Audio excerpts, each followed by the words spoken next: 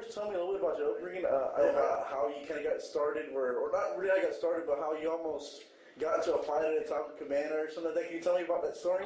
Growing up, I thought I was going to play football professionally. All through high school, I was a standout player, played tailback and cornerback, won a lot of awards. Tried to walk on at Texas Tech on the football team. Actually got chosen as one of the redshirt freshmen to walk on the team, and I'm only 5'10", so that was a big accomplishment. I went out with a couple of football players that night, and we ended up at a Taco Cabana. And I had a girl with me, and this guy just walked in and reached in and grabbed a handful of nachos that I was eating and started eating it, right off my plate. So stood up, asked the dude what his problem was, and he reached in for a second shot of my nachos, so I punched him, knocked him down, and security drug him out. We went outside. He was still outside, him and another buddy of his. His buddy got kind of mouthy with me, and we ended up fighting, and he stabbed me 8 times. And so he punctured both my lungs, and he got me really close to the aorta in my heart. So he almost ended my life. And he took my football career right there. College football, they don't wait around for somebody to get better. They get the next guy that's in line.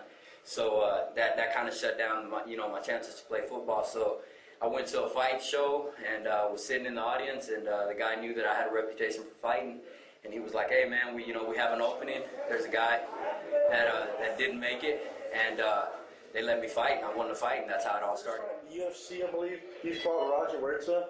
It turned out to be really, I guess, a big event for you. Yeah. He ended up on Sports Illustrated. Yeah. Are you ever angry that he seems to got a majority of the press with such a great fight? I think it was well deserved. He won the fight. I'm one of those guys who doesn't think negatively. Being that it was my back on the cover of Sports Illustrated, hey man, Roger won the fight. I give him all the credit.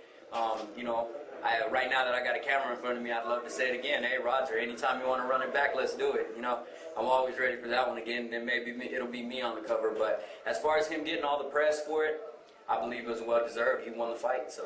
What about him leaving, or what about guys leaving the sport? You got Rampage now saying it. You got Roger Huerta saying they're going to leave the sport to make movies. What's your feeling about that? What's your?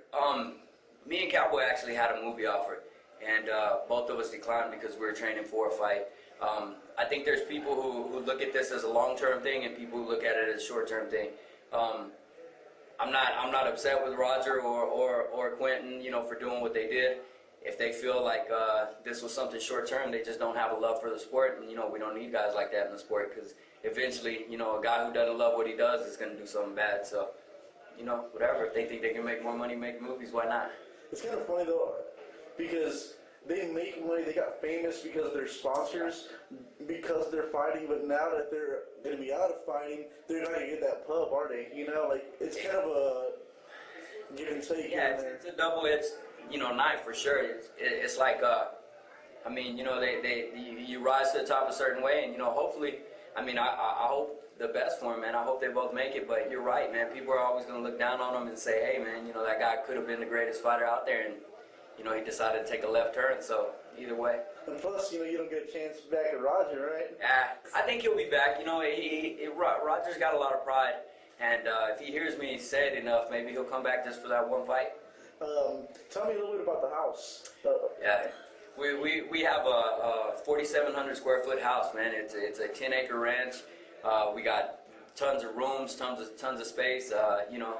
We basically have 3 wings in the house. Me and Cowboy have our own wing. In the middle wing is our 2 supervisors, and then in the back room it's the fighters' quarters, man. And it's a lot like the UFC fighter house. A lot of tap out stuff. A lot of sponsors come in and help the guys out. But basically, man, we're just running a new camp every month, so it never stops training. We're always getting better, and we get to meet new guys every month, and we're building a big family, so it's working out. Including taking one of the guys from San Antonio, right? Yeah, we're even going to take Diego, man. Like I said, anytime that we see talent, we're always on the lookout, and anything we can do to help a guy like Diego make it, we're going to do it. And because I know you were invited to be in a UFC house, is this kind of maybe open up your own kind of spin show to kind of rival what they do? And they're Tap Out's here with us now, and they're bringing the film, the pilot people out to film a pilot there for a month. And if we get a TV show out of it, that's good. If we don't, oh well, we're still going to keep running with it. But right now we got Champion Nutrition coming in and redoing all our kitchens, so it looks like the reality show's coming, you know. And one last question, man. What's it like training with those guys every day with Jackson and all them? It's like I said, man, we're just a family. None of the guys there actually believe that they're superstars. None of the guys there act like they're superstars. I mean, we're all brothers, man, and we all go in there and let each other have it every chance that we get. So it's a lot of fun, man. There's no egos in our gym, so it's just a great time. This is Leonard Garcia. You're watching TexasPython.com.